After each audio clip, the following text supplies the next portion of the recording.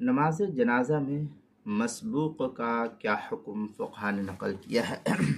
چنانچہ اگر کوئی شخص نماز جنازہ میں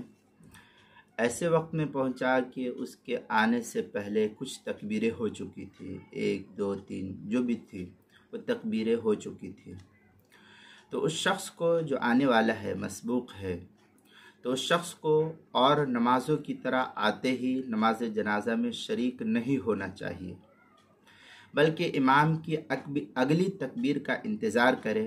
جب امام اگلی تکبیر کہے تو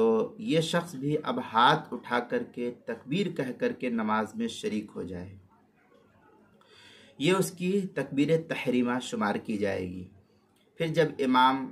سلام پھیر دے تو یہ شخص امام کے سلام کے بعد بقیہ تکبیریں کہہ کر کے سلام پھیر دے۔ اب اس میں کوئی دعا نہیں پڑھے گا، جلدی جلدی اس تکبیر کو اللہ اکبر اللہ اکبر اللہ اکبر کہہ کر کے سلام پھیر دے۔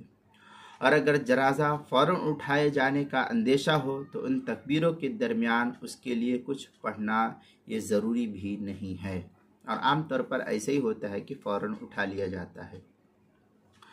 چنانچہ در مختار کے اندر ہے والمسبوق ببعض التکبیرات لا یکبر فی الحال بل ینتظر تکبیر الامام،